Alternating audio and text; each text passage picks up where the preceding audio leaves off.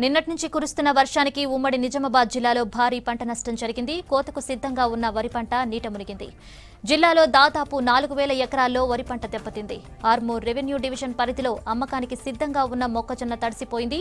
అటు కామారెడ్డి జిల్లాలో శనగ, కంది పంటలు దెబ్బతిన్నాయి. ఎగున కురుస్తున్న వర్షాలకు ఎస్ఆర్ఎస్పీలోకి భారీగా వరద నీరు వస్తోంది. ప్రస్తుతం 16 గేట్ల ద్వారా 75,213 క్యూసెక్కుల నీటిని వదులుతున్నారు అధికారులు. పూర్తి సమాచారం రజనీ అందిస్తారు. Rajani, over to you. ఉమ్మడి నిజామాబాద్ జిల్లాలో గత 2 రోజులుగా వర్షాలు కురుస్తున్నాయి. అల్పపీడన ప్రభావంతో ఈ వర్షాలు కురుస్తున్నట్టుగా వాతావరణ శాఖ చెప్తుంది. మరోపక్క మరో 2 రోజుల పాటు ఒక మోస్తారు నుంచి భారీ వర్షాలు కురుస్తాయని చెప్తున్నటువంటి నేపథ్యంలో రైతులు ఒకంత ఆందోళన చెందుతున్నటువంటి పరిస్థితి. ఉమ్మడి నిజామాబాద్ జిల్లాకు సంబంధించి దాదాపు 4,70,000 ఎకరాల్లో వరి పంటను సాగు చేశారు. దాదాపు పంటలన్నీ కూడా కోతకొచ్చాయి. కొన్ని చోట్ల ఇదివరకే కోతలు ప్రారంభమయ్యాయి. దాదాపు కొంత లేటుగా నాటిన వారు కూడా దాదాపు పంటలు చేతికొచ్చాయి. 1-2 రోజుల్లో పంట కోస్తామనుకునేటువంటి సమయంలో వర్షాలు పడడంతో కొంత రైతులు ఆందోళనకు గురవుతున్నారు. వర్షాల కారణంగా పంట చాలా చోట్ల చేతికొచ్చినటువంటి పంట పడిపోయింది. ఇక ఎక్కడైతే వరి ధాన్యం కోసి రోడ్లపైన ఆరబెట్టారో ఆరబెట్టినటువంటి ధాన్యం కూడా తడిసిపోవడంతో రైతులు ఒకంత ఆందోళన చెందుతున్నారు. మరోపక్క ఇటు కామారెడ్డి జిల్లాకు సంబంధించి శనగ, కంది పంటలు ఇదివరకే పంట కోసి మార్కెట్కు తరలించేందుకు సిద్ధమయ్యారు. బస్తాలో నింపారు. చాలా చోట్ల రోడ్లపైన ఆరబోశారు. నిజామాబాద్, కామారెడ్డి జిల్లాకు సంబంధించి ఎక్కువ మొత్తంలో వరి పంటను సాగు చేస్తారు. వరి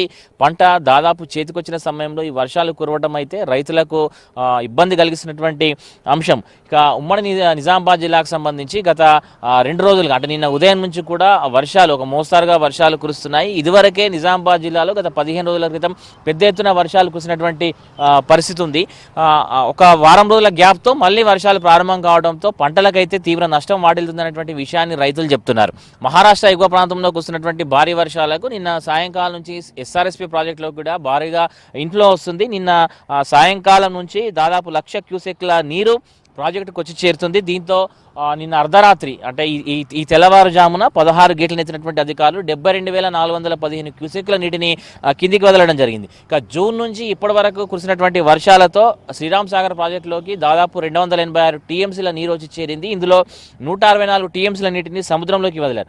ఇక మొన్నటి వరకు ఆందోళన కలిగించినటువంటి నిజాం సాగర్ ప్రాజెక్ట్ ఏదైతే ఉందో అది డెడ్ స్టోరేజ్లో ఉండింది. కానీ గత 15 రోజులుగా వరుసగా కురిసినటువంటి వర్షాలకు కొంత ఇన్ఫ్లో రావడంతో అక్కడ కూడా కొంచెం నీటి మట్టం అనేది పెరిగింది. డెడ్ స్టోరేజ్ ఉన్నటువంటి నిజాం సాగర్ ప్రాజెక్టు ప్రస్తుతం 9 టీఎంసీలతో కొంత మేరకు రబీ పంటకు అనుకూలంగా ఆశాజనకంగా ఉన్నటువంటి విషయాన్ని రైతులు చెప్తున్నారు. ప్రస్తుతం మనం నిజామాబాద్ నగర శివారులోని పంట పొలాలలో ఉన్నాం. ఇక్కడ చూడొచ్చు పంట పొలాల్లో ఈ వరి పంట చేతికొచ్చినటువంటి వరి పంట కోతకు సిద్ధంగా ఉన్నటువంటి వరి పంట నిన్నటి నుంచి కురుస్తున్నటువంటి వర్షాలు ఈదురుగాలతో కూడినటువంటి వర్షాలు పడడంతో పంట ఒక పక్కకు వాలిపోయినటువంటి పరిస్థితి కనిపిస్తుంది. దీంతో కోత కోసే సమయంలో మిషన్స్ తిరగడానికి కూడా కొంత ఇబ్బందిగా ఉంటుందనేటువంటి విషయాన్ని రైతులు చెప్తున్నారు. మరోపక్క దిగుబడి కూడా తగ్గిపోతుంది.